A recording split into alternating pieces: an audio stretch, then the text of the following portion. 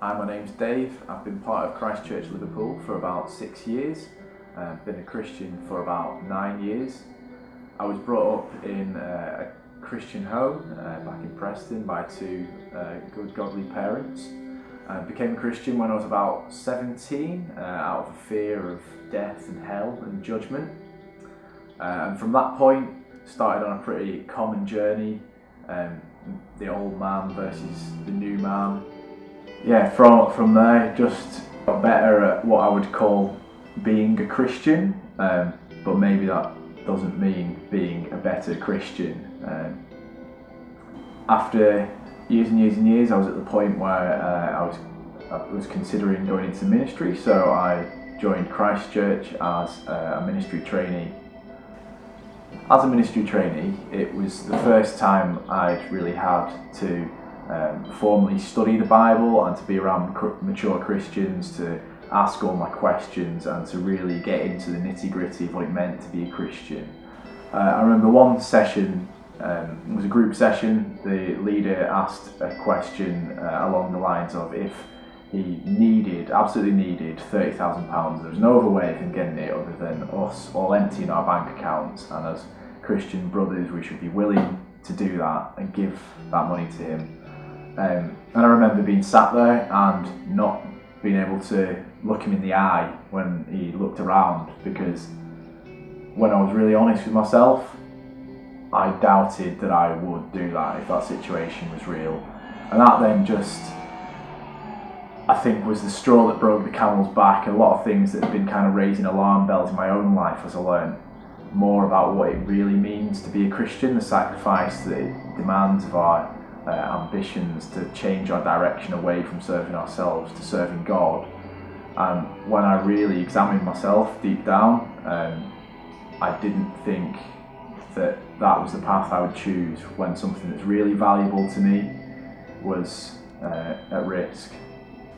So to me that meant that I didn't really believe that deep down. Whether I've been saying that for years and years, that's what I believed that I believed that. But when really put under the spotlight, it turned out that I don't think that was entirely true. And so on digging into why I didn't think I believed that, I dragged up loads of doubts, things that had been pressed down for years and years, partly through just laziness, not wanting to go that far into solving problems, partly through there being no real need because I never had to make any big decisions based on faith before, and partly through not feeling comfortable to expose my doubts, especially really big, severe doubts. And I believe in any other environment, without the support and the knowledge that I had around me at 𝗙cie, that potentially could have been fatal. What really got me through that time was the environment that I was in. I think I didn't try to deal with it alone. I just thought, this is a question that needs to be answered one way or the other, and whatever turns out to be the truth, I'll be at peace with that. So I took my doubts to one of the leaders at 𝗙cie, and he helped me through those, directed me to books,